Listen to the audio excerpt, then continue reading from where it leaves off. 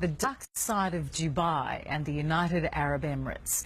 It promotes itself as a desert paradise and is set to become a mecca for Aussie travellers. But don't be deceived by the apparent tolerance of Western ways, because fall foul of Sharia law and you're in a whole world of trouble. Just like Australian Alicia Ghali, jailed because she was raped. This special investigation from Ross Coulthart.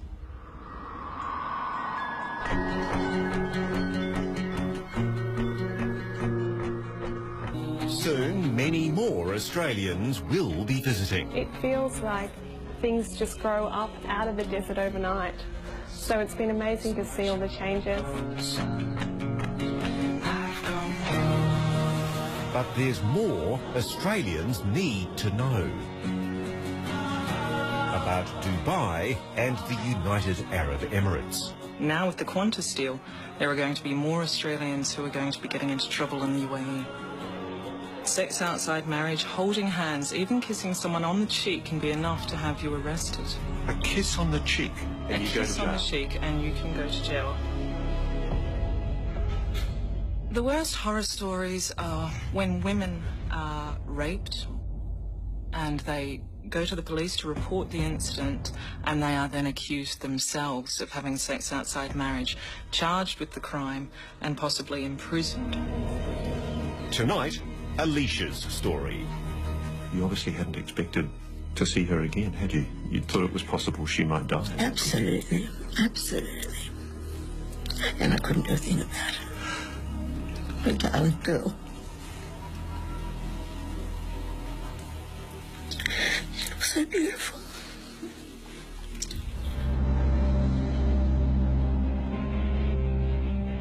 The UAE government doesn't like the media investigating controversial stories like Alicia Ghali's. They actually require the press to have a special filming permit, which is why we're shooting this entire story here in secret. The UAE promotes itself as a desert paradise, welcoming to Westerners, where alcohol flows and a blind eye is turned to Western ways. 90 minutes from Dubai is Le Méridien Al Akar Beach Resort, owned by the giant American hotel chain Starwood. So, Alicia, let's go back to 2008. Yes. You were hoping for an adventure. That was the plan, yeah. Alicia, who was 27, had been hired to be manager of the hotel's spa and beauty salon. I got offered a fantastic package, which seemed like a dream, tax-free income and all expenses paid, and I went over with hopes of it being fun and luxury. Set on the beach, no expense has been spared. Opulent rooms, restaurants, bars, a nightclub, a massive pool, even Aussie-style lifeguards. Alicia had her own room near the staff bar, where she says employees were encouraged to relax and enjoy alcoholic drinks. 3 months after arriving, at the end of a long day, Alicia was in her room when it began to flood. Water was coming up from the drain in the bathroom.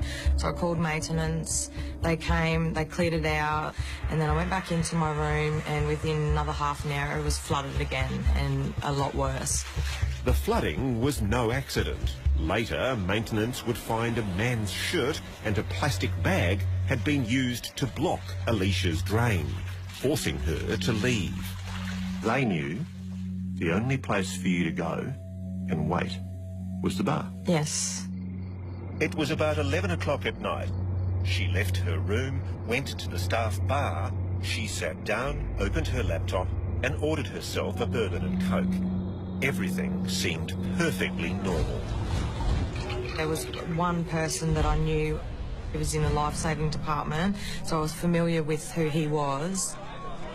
He brought a bucket of ice over to the table with tongs. He put ice in my drink. I remember drinking the drink. I don't even remember finishing the drink. Next thing I know, I wake up at 4:30 in the afternoon the next day.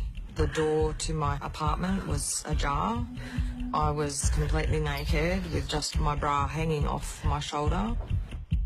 I woke up in pain. I had broken ribs and massive bruising to a lot of my body. You'd been raped? Yes. Her drink had been spiked. She'd been taken semi-conscious from the bar to her room.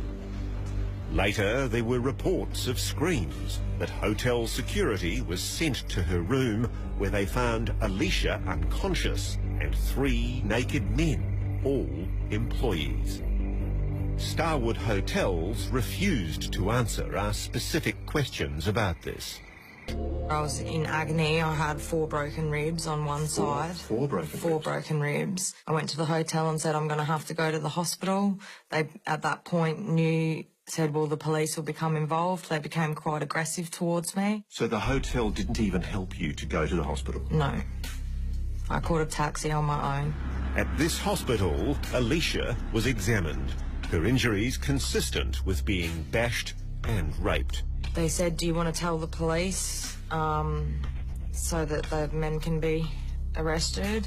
And I said, the hotel told me that I might have some issues with the fact that I had a drink. And they said, no, don't worry about it. You're a Christian, you're not Muslim, it's fine. You report the raid.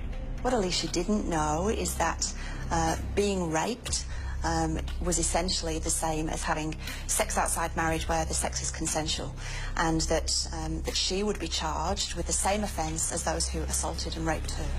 Michelle James is Alicia's Australian lawyer. It was Islamic Sharia law that would now determine Alicia's fate and the fate of the men who'd raped her. My understanding is that for there to be a conviction of rape in the UAE, that there need to be 4 adult male Muslim witnesses who can provide evidence that the sex was non-consensual. You're kidding. That's my understanding. So a woman can only prove that she has been raped if there are 4 adult Muslim men watching the rape. Who are prepared to say that the sex was non-consensual. Alicia followed the hospital's advice and went to this police station to give a formal statement in the hope that the men who'd drugged and raped her would be arrested. Did you realise at that stage you were in trouble? No. I thought I was just signing my statement as to what had happened. Is that statement in English? No, it was in Arabic. I said, I can't sign this, it's not in English, and they basically gave me the impression I would be in trouble. He told me I'd be in trouble with the judge wouldn't like it if I didn't sign. What Alicia couldn't have known is that the statement was in fact a confession to sex outside marriage, to damaging honour, promoting sin and drinking alcohol. As soon as she'd signed, she was taken directly to an Islamic court. Then the 3 men who'd raped her, all hotel employees, were brought into the court, handcuffed. Alicia thought she was testifying against them, but she was actually on trial with them. You think that these men are facing criminal charges for rape? Yes. They came in with shackles. You're just a witness? Yes. Nobody's told you that you're now under suspicion? Yes. As a criminal? That's right. But more importantly, why should any woman who's a victim of rape be accused of any crime? Yeah, I know. The trial lasted less than 30 minutes. I didn't realise until after I'd finished giving my statement and I was being led into a different direction the way that I'd came. And I said, where am I going? What's going on? And the judge said to me, you're going to jail. And I said, what for? And he said, you drank. And I said, but I drank in a staff bar and I'm Christian. And he said, doesn't matter, you don't have any rights here. You sure don't. Alicia was sentenced to 1 year in jail, 11 months for sex outside marriage, 1 month for drinking alcohol. As for the rapists, 2 got the same sentence, the 3rd got a month more. Alicia is not the only victim of an unjust system. You know you haven't done anything wrong, and then that moment he told me you have to do a month in prison. Shock, just absolute shock. In 2009, Charlotte Adams was sentenced to a month in jail for greeting a male friend with a kiss on the cheek. Charlotte Adams was in this diner when she found out the hard way that this country is not the West. With 4 male friends, Charlotte came here for a late-night snack after an evening out. Earlier, she'd given Eamon, a fellow Londoner, a friendly kiss on the cheek to say hello. They finished their meal, they paid and left, only to be stopped by the police. Well, they arrested you? Yeah, there and then on the spot. What did they accuse you of? They didn't say anything at first. They didn't say anything. We got driven to Jebel Ali police station, and they called us in one by one. And then he was just asking me, like, what I'd been doing that evening. So I said, you know, we've just been out, like, got some food. He was like, were you kissing him? And I was like, no. And he's like, did you kiss him? And I was like, well, we would have kissed on the cheek to say hi. But apparently, as soon as I said we kissed on the cheek, that was it. It was like, kissing on the cheek is illegal. Charlotte spent 23 days behind bars before being deported.